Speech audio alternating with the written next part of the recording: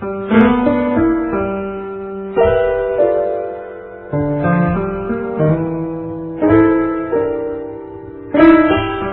es cierto, mis queridos amigos, no hay nada como el empirismo científico. El empirismo es la máxima. Todo lo que se pueda demostrar, todo lo que se pueda llevar al laboratorio. Aquí, en un anexo a mi despacho, a ese que ya bien conocéis, este es un despacho victoriano, lleno de maderas nobles, de hermosos volúmenes, de incunables, de grandes escritos, con mis archivos favoritos sobre los grandes criminales de la historia. Aquí muchas veces reflexiono sobre la condición humana.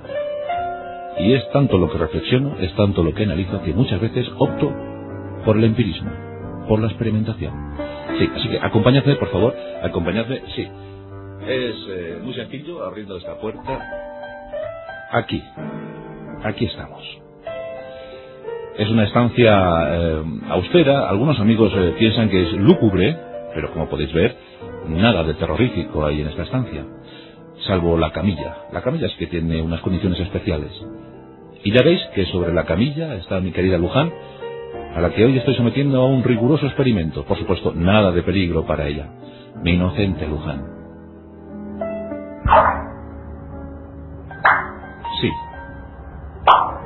Esto que cae del cuello de Luján es una mínima muestra de lo que yo llamo glóbulos rojos. Ella ni siente ni padece, no se percata porque previamente la he sometido a unos pases mesméricos y bueno, pues está plácidamente dormida. Bien, pues esto lo hago para que veáis que muchas veces el subconsciente se despierta ante determinados estímulos. Esto es lo que le pasaba a Peter Kürten, el vampiro de Düsseldorf. Fijaos del cuello de Luján, fijaos cómo brota esto, aprietas aquí un poquito, ¡pum!, y sale más. Pues esto estimulaba muchísimo a Peter. A mí no, claro, yo simplemente estoy intentando demostrar cómo es la ciencia y lo que puede ocurrir en la mente de un ser humano cuando se enfrenta ante determinadas situaciones. No se está cayendo demasiado. Bueno, menos mal que el cubo es grande y puede recoger hasta 5 litros. 5 litritos de sangre. A ver, voy a poner aquí la yema un momentito. Ahí estamos.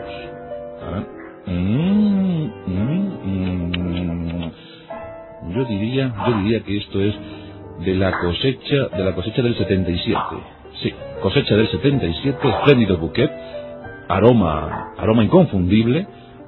Es una muy buena cosecha, sí. Una muy buena cosecha. Tiene taninos, Tiene taninos. Bueno, pues mientras que Luján se va a desangrar... No, pues digo, ¿qué iba a decir? Mientras que Luján sigue con el experimento, yo también, pues vamos a dar paso a nuestra historia de hoy. El vampiro de Düsseldorf.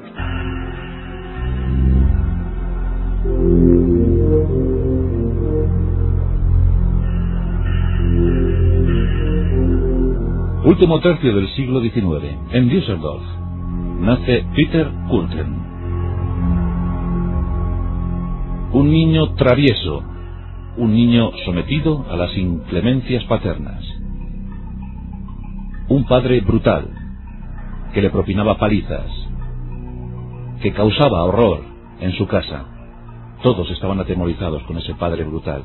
Es curioso como muchos psico-killers nacen al calor, o mejor dicho, a la sombra de padres brutales, padres que propinan palizas, padres que someten a estos niños o a sus propias mujeres a severísimas humillaciones.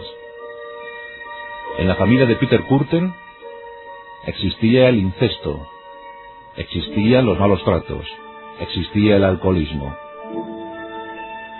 Una casa del horror. Y Peter estaba preparado, estaba diseñado para el horror.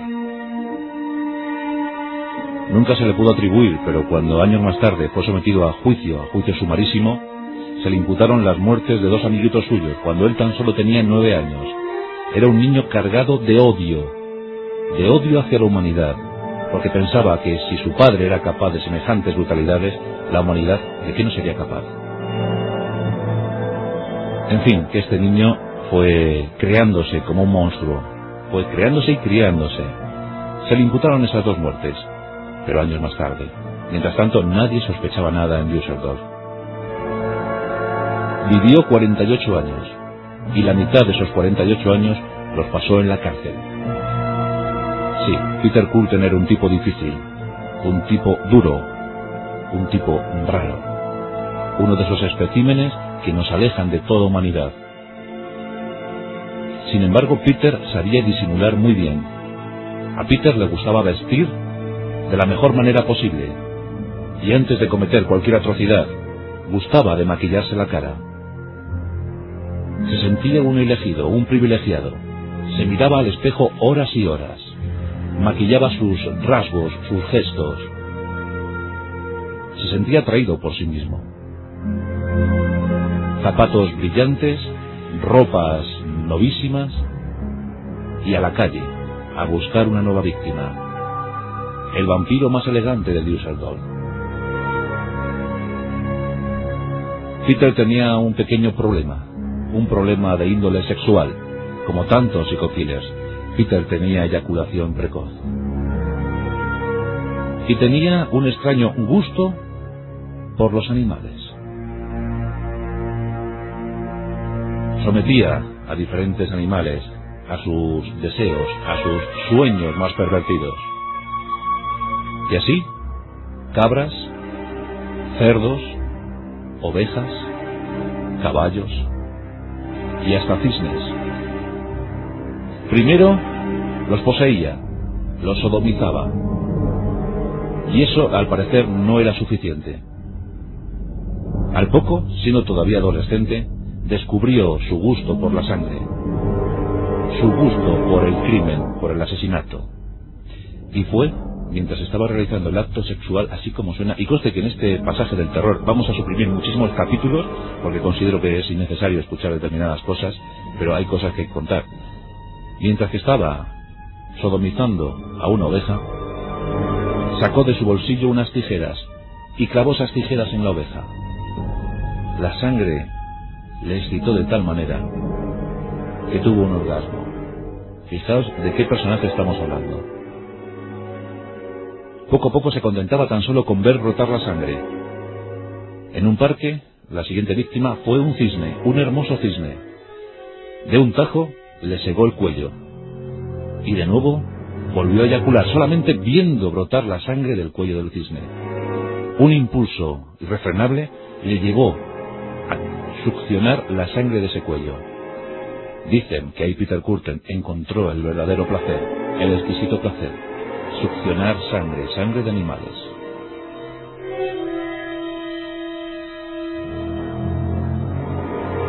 Mientras buena parte del censo de ganado que había en Düsseldorf había sufrido ya las consecuencias de Peter Kürten, y esto también le había provocado algún tiempo en la cárcel, ya os digo, ovejas, cerdos, cabras, caballos, vacas, cisnes, de todo, había caído en las garras de este endemoniado.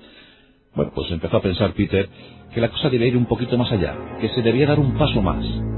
La cárcel le había embrutecido. Él así lo afirmó cuando le detuvieron finalmente, en ese año de 1931. La cárcel le embruteció y le hizo sentir todavía más odio hacia los humanos. Cada vez que salía de la cárcel, salía más y más cargado de aversión hacia la raza humana. Estaba buscando nuevos campos para la experimentación. Quería conocer hasta dónde podía llegar su tremenda y cruel mente, su aviesa mente. En 1913 encontró a Christine. Christine era una adolescente de 13 años, de tan solo 13 años. La vigiló durante días. Y en un momento donde la joven ni siquiera podía sospechar lo que se le venía encima, se abalanzó sobre ella, entró en su casa y con sus tijeras favoritas le seccionó el cuello. Una vez más, Peter Kürten sintió el placer del sexo. Ni siquiera llegó a penetrarla. No, solo con ver brotar la sangre de ese cuello adolescente, eso fue suficiente. Luego describiría con absoluto detalle cómo había salido la sangre de ese cuello. La presión, el líquido, la forma, todo le había llamado la atención, todo le había fascinado. Para mayor crueldad, Al día siguiente del asesinato, cuando todo el mundo se había enterado, él por supuesto había huido, había escapado, nadie sospechaba de Peter Kürten, un ciudadano, pues hasta ese momento, bueno, pues nadie sospechaba que fuera tan cruel o tan animal, tan despiadado. Bueno, pues Peter Kürten tuvo la osadía de sentarse un ratito en el bar de enfrente donde había asesinado a esa chica, Christine. Y en ese bar se sentó, pidió una enorme jarra de cerveza. Y se estuvo bebiendo la cerveza mientras que leía la prensa del día, todo lo que se había escrito sobre el asesinato de Christine. Disfrutó también muchísimo con los comentarios. ¿Quién podía haber sido el salvaje? ¿Quién podía haber sido la bestia que había matado a Christine? Él sonreía tímidamente. Se regocijaba en lo que había hecho. Había empezado su particular colección de arte. Christine era la primera, pero no sería la última.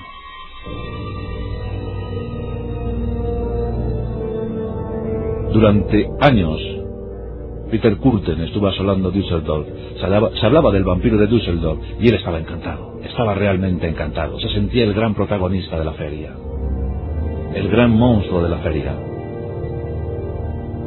Además, empezó a especializarse y a recrearse en la suerte.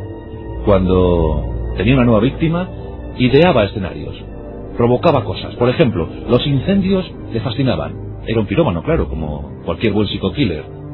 Y dicen que mientras que mataba a sus víctimas, provocaba pequeños incendios que le estimulaban aún más y hacían ser más ardoroso. En otras ocasiones, las víctimas escapaban. Hasta 7 intentos de asesinato no consumado. ¿Y esto por qué, os preguntaréis, siendo un gran especialista, un gran killer? Pues es muy sencillo. Peter Kürten, como hemos dicho, tenía eyaculación precoz. Y eso provocaba una situación que cuando este hombre eyaculaba, daba el ritual por terminado. Lo daba por terminado, por finiquitado, estuviera o no muerta la víctima. Y se iba lentamente, sigilosamente. Por cierto, su frase favorita, cuando terminaba cualquier actuación estelar, su frase favorita era: «Ah, el amor es así, el amor es así». Era su forma de jugar con el amor. Era la visión tremenda que tenía Peter Kürten sobre el amor. Así fueron sucediéndose las víctimas año tras año. Incendios, violaciones, asesinatos, degollamientos. El vampiro de Düsseldorf se hizo tremendamente popular, pero nadie sospechaba todavía de Peter Kürten. En el año 1929, su carrera de odio y de sangre se aceleró. Fue su año de máximo esplendor, su año de éxito. Cayeron algunas. Sus preferencias: las niñas y las mujeres, los niños también. Finalmente, las pistas de la policía alemana se fueron cerrando en torno a Peter Kürten. Fueron cercando al ogro, fueron cercando a la bestia. En 1931 se sintió realmente acorralado. Había una recompensa por su cabeza. Todos querían acabar con la amenaza sobre Düsseldorf. Todos querían acabar con el vampiro. Peter no lo podía soportar. Tenía una presión psicológica tremenda. En cualquier momento le cogerían, en cualquier momento le pillarían. ¿Qué sería de su reputación? ¿Qué sería de su familia? Él estaba casado. Él era un ciudadano ejemplar. Nadie sabía nada sobre su oscuro pasado. Nadie sabía nada sobre sus años de cárcel. Tenía 48 años. ¿Qué más podía esperar de la vida? Había experimentado con la sangre, había experimentado con los seres humanos, con los animales. ¿Dónde encontraría nuevas sensaciones? Sabía cómo era la cárcel. Estaba aterrorizado, solo pensar que volvería a la cárcel. Habló con su mujer, se lo confesó todo y le propuso un plan. Él quería suicidarse. Su mujer incluso le dijo que sí, que era mejor que se suicidara. Pero de repente a Peter Kürten, una mente demasiado lúcida en ese momento, se le ocurre una idea. Le cuenta a su mujer que como hay precio a su cabeza, que por qué no es ella quien le entrega a la policía, que sea ella la que se lleve la recompensa, así quedará bien acomodada para el futuro, no quedará desprovista de recursos económicos. Hasta en eso tuvo suficiente lucidez. Peter Kürten, el vampiro de Düsseldorf, proponiéndole a su mujer que le entregara a la policía para que cobrara la recompensa. La mujer ni se lo pensó, le dijo sí inmediatamente. Era demasiado dinero. El 24 de mayo de 1931, la mujer de Peter Kürten ha llamado a la policía y provoca una reunión cerca de una iglesia de Düsseldorf. La policía se presenta y Peter Kürten allí estaba. Estaba majestático, con su mejor traje, con su mejor maquillaje, la auténtica imagen del horror, una imagen demoníaca, con el gesto inmutable. La policía le detuvo. El orgulloso Peter Kürten estaba a punto de vivir sus últimas semanas de vida. La población de Düsseldorf quedó consternada. Nunca se pudo saber realmente a cuántas había matado. En principio reconoció nueve asesinatos feroces y tremendos, 7 intentos de asesinato. No se llegaron a contabilizar las violaciones porque muchas no denunciaron, simplemente por no sufrir más aquella situación tremenda. Pero eso, 9 asesinatos por degollamiento, con sus tijeras, que era la herramienta favorita, 7 intentos de asesinato, y lo que no se pudo constatar, lo que no se pudo documentar. Incendios, bestialismo, zoofilia, todo se reunió en torno a Peter Kürten, y él parecía orgulloso de todo. Decía que había sentido como nadie, que había disfrutado como nadie. Cuando le condenaron a morir en guillotina, dijo: estoy deseando que llegue ese momento. Ansío el momento de morir. Será mi último placer. Escuchar, oír cómo brota la sangre de mi cuello. Es el último placer que espero. El 2 de julio de 1931, el cuello de Peter Kürten era seccionado de un tajo. La guillotina cumplió su trabajo. Aquel endemoniado, aquel perverso, aquel auténtico demonio sobre la tierra, dejaba este mundo para siempre.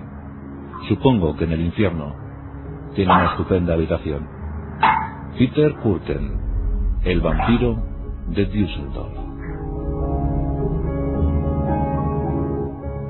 La rosa de los vientos, con Juan Antonio Cebrián.